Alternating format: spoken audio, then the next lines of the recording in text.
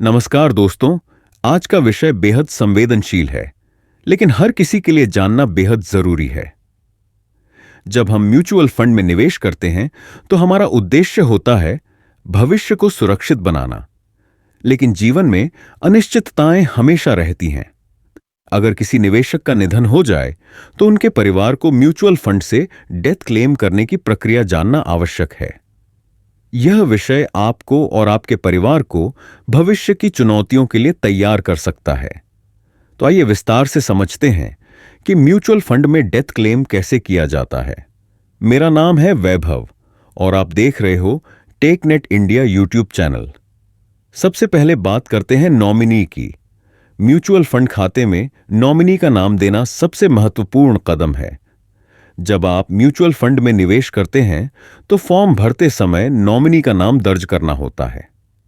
Nominee वही व्यक्ति होता है जिसे निवेशक की मृत्यु के बाद उनके निवेश का क्लेम करने का अधिकार होता है। अगर आपने पहले से नॉमिनी का नाम दर्ज किया है तो डेथ क्लेम प्रोसेस काफी आसान हो जाता है। अब सवाल आता है कि डेथ क्लेम प्रोसेस की शुरुआत कैसे करें। यदि निवेशक का निधन हो गया है तो नॉमिनी को संबंधित एसेट मैनेजमेंट कंपनी एएमसी से संपर्क करना होगा। यह वह कंपनी है जो म्यूचुअल फंड का संचालन करती है। नॉमिनी को कंपनी के कस्टमर केयर से बात करके या उनकी आधिकारिक वेबसाइट पर जाकर डेथ क्लेम का फॉर्म प्राप्त करना होगा। इसके बाद बात करते हैं जरूरी दस्तावेजों की। डेथ क्लेम फाइल करने के लिए कुछ महत्वपूर्ण दस्तावेजों की आवश्यकता होती है। मृत्यु प्रमाण पत्र, डेथ सर्टिफिकेट। यह प्रमाण पत्र म्यूनिसिपल कॉर्पोरेशन या नगर पालिका से प्राप्त किया जाता है और यह बताता है कि निवेशक का निधन हो गया है। नॉमिनी का पहचान प्रमाण, आईडी प्रूफ। नॉमिनी को अपने पहचान पत्र जैसे आधार कार्ड, पैन कार्ड या पासपोर्ट की कॉपी जमा करनी होगी। Address proof. नॉमिनी को अपना पता प्रमाण भी जमा करना होगा। बैंक विवरण। क्लेम की राशि प्राप्त करने के लिए नॉमिनी को अपने बैंक खाते की जानकारी देनी होगी। इन्वेस्टमेंट डिटेल्स, म्यूचुअल फंड की यूनिट्स की जानकारी और फोलियो नंबर जैसी जानकारी भी आवश्यक होगी। अगर किसी निवेशक ने नॉमिनी दर्ज नहीं किया है तो क्या होगा? यह स्थिति थोड़ी जटिल हो सकती है। इस स्थिति में निवेशक के कानूनी वारिस को कोर्ट से एक सर्टिफिकेट लेना होगा जिसे सक्सेशन सर्टिफिकेट कहा जाता है। यह प्रमाण पत्र साबित करता है कि कौन व्यक्ति निवेशक की संपत्ति का वैध उत्तराधिकारी है। अब बात करते हैं क्लेम प्रोसेस के अगले स्टेप्स की। सभी दस्तावेज जमा करने के बाद एसेट मैनेजमेंट कंपनी दस्तावेजों का सत्यापन करती है।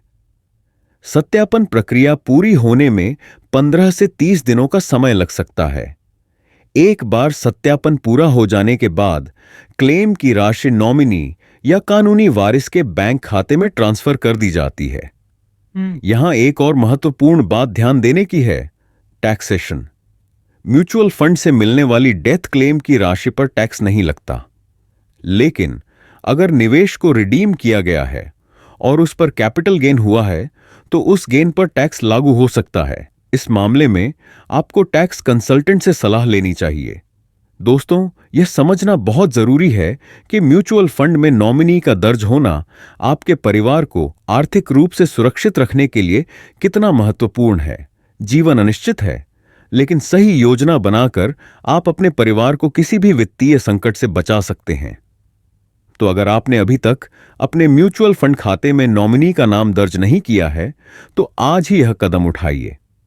यह एक छोटा सा कदम आपके परिवार के लिए बहुत बड़ी राहत बन सकता है। और हां, अपने परिवार को भी यह जानकारी दें कि म्यूचुअल फंड में डेथ क्लेम कैसे किया जाता है, ताकि वे समय आने पर सही प्रक्रिया को फॉलो कर सकें।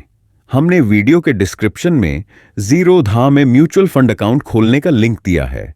वहां से आप म्यूचुअल फंड या डीमैट अकाउंट खोल सकते हैं। अगर आपको यह जानकारी काम की लगी हो तो लाइक और शेयर जरूर करें। और अगर आप ऐसे ही और वीडियोस देखना चाहते हैं तो हमारे चैनल को सब्सक्राइब करना ना भूलें।